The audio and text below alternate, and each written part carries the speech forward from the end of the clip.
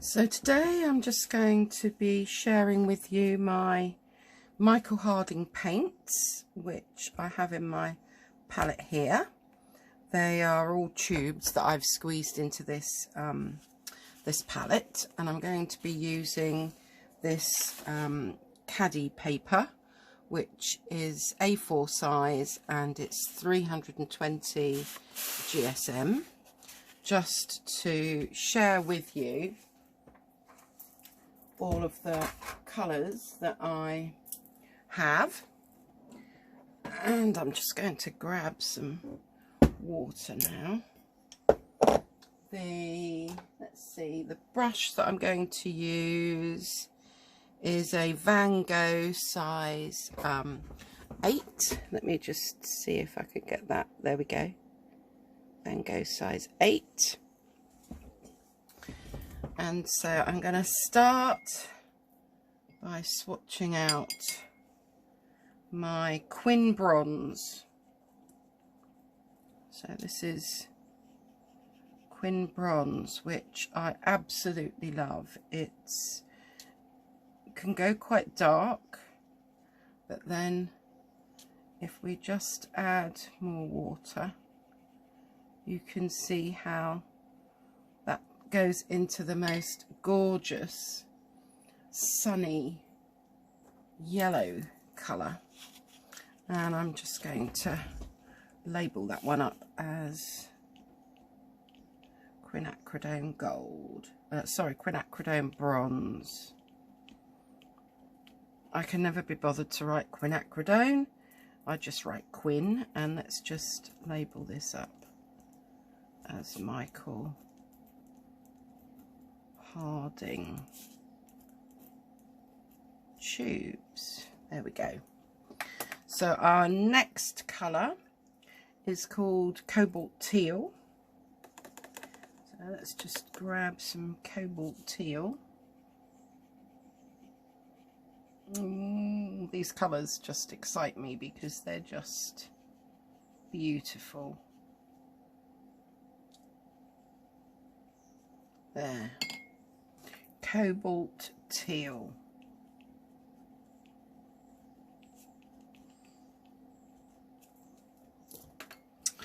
Moving on, we have Red Ochre of France, which is also it's a bit like an English red, I suppose. Well, that's what it seems like to me. So we'll just get that a little bit more concentrated and then peter that out a bit. So there we go, there's our Red Ochre of France.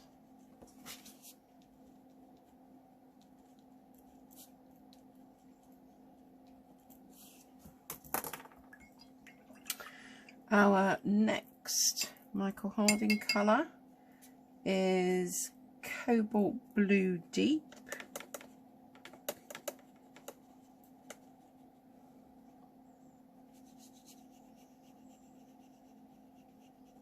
I prefer this to ultramarine.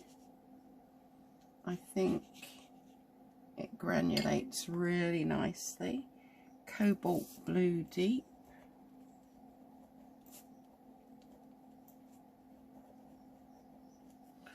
There we go. Let me just check that this is all still in shot. Maybe if I just move over a little bit like that. There we go. And I'll hold them up a bit closer in a moment. Then we have Moss Green. Moss Green. Here we go.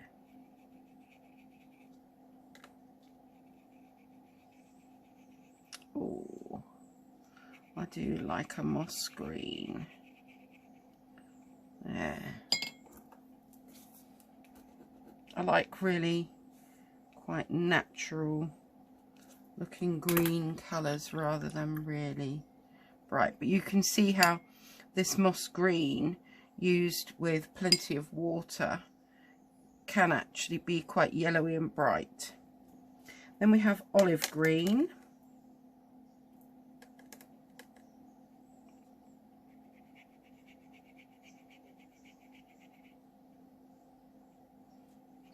more water in there. Oh, I just feel that these paints are really very pigmented, very bright. Then we're going to move on to something that's just really handy to have in your palette, which is neutral tint. And I do use this quite a lot for various things. I suppose some people might have a Payne's Grey, maybe. Let's just get that watered down a bit more. So it's actually got a kind of a purpley tint to it as it waters down. And then we've got Perylene Green,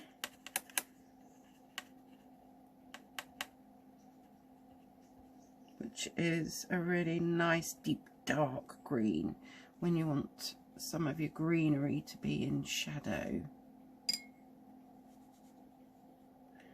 But as you add more water, you can see that turns into a gorgeous colour. Let's make sure I spell this right. Maybe not, but anyway, Perylene Green. Our next colour is Sepia. I've always loved sepia as one of my natural kind of colours.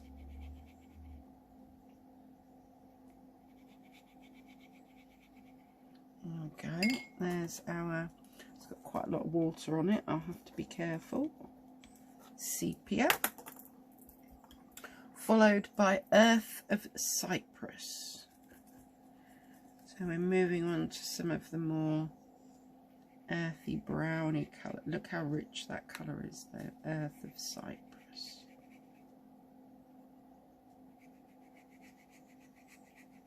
Gorgeous.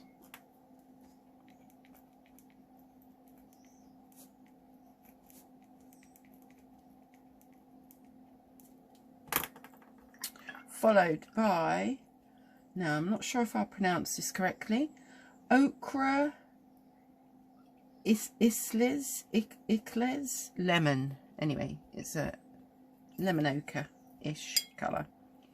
I'll write it out and you can see how it's spelled.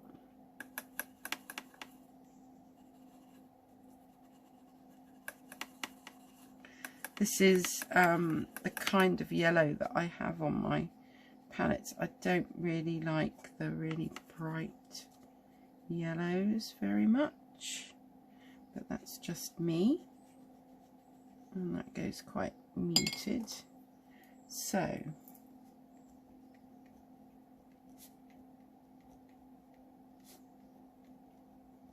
there we go.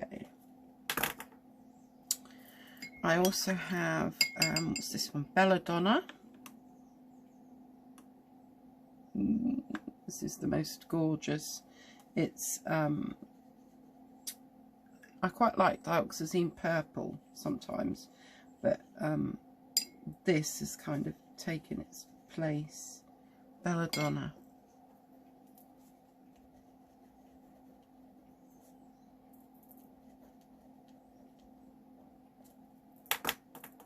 And moving on, we have a Buff Titanium, which is always a really useful colour to have in your palette. It really mutes down other colours, and it's also really good for making things a bit more, very transparent colours, a bit more opaque. So this is Buff Titanium. Then we have Scarlet Lake.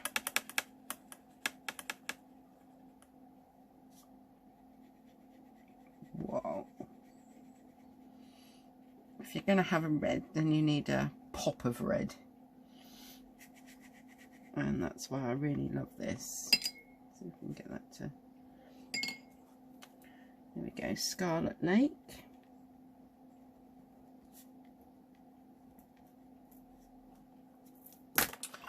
Another one of my really favourite colours from Michael Harding is this Cosmic Blue, which I'm doing now, which has kind of replaced indigo and Payne's Grey in a way.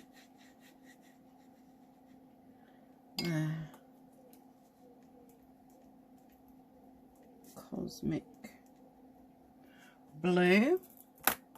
Now, there are some other colours in this palette. I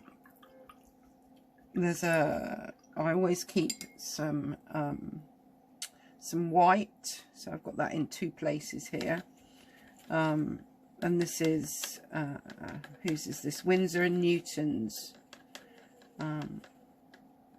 white professional gouache, which I'll put that somewhere separate. So I think it's always good to have some white gouache, really good for some highlights. I've also got a gold, which is a crema pale gold. That one might take a bit of re-wetting, so I'll leave that for a minute. I'll come back to that one. But we'll do Holbein's Bright Rose, which is just because I love it. Yeah, I used to like Opera Pink by Daniel Smith, but this Bright Rose, so we'll put that as Holbein Bright Rose. We'll just label this one as white gouache. And let's see if our gold now, which is the crema pale gold, yep, that's reactivated now. Let's see if we can get that down.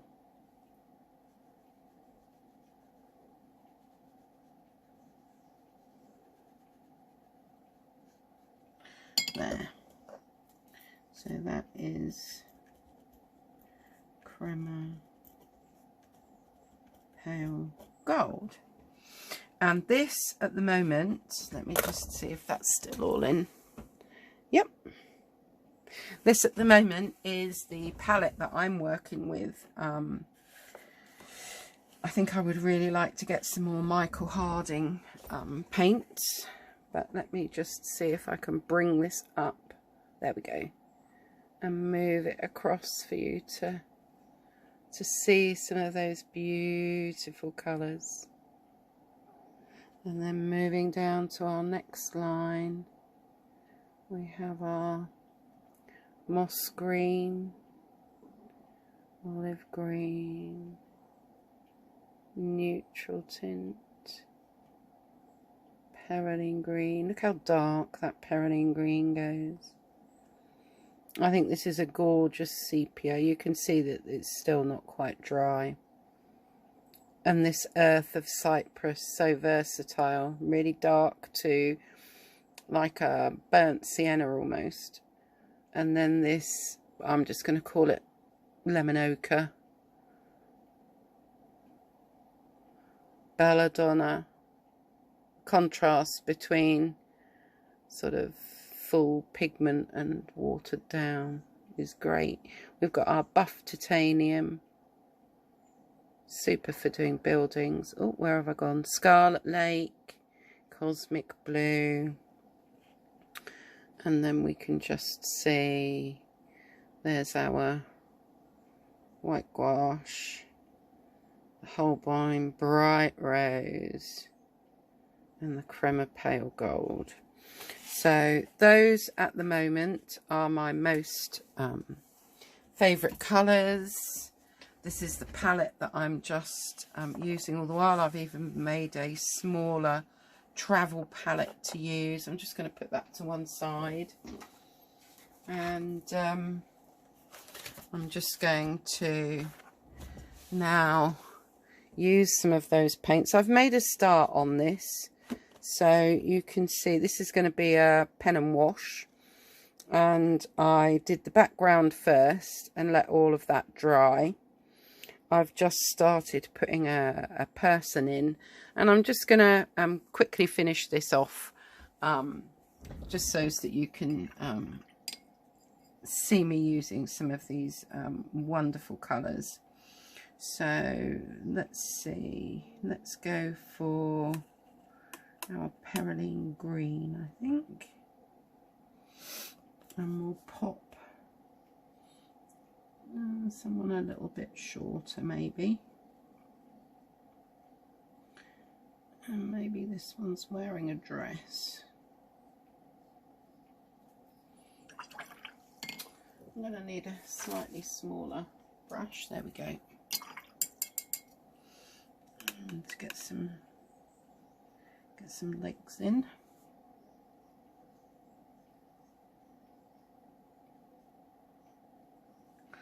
Like so. What colour shall we use next? Perhaps we'll do three people. Always good to do things in odds for some reason. And we'll have this one going down even further, a bit of a smaller person. Let's get the bottom bit in. We'll use a bit of neutral tint and just get some legs, some trousers in place, like so.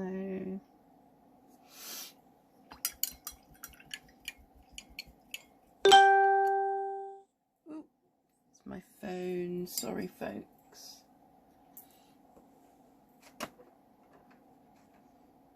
I could really do with turning that off, but I can't see where it is on my desk anymore. Never mind. Right, I need to let that dry, and then I will add in the heads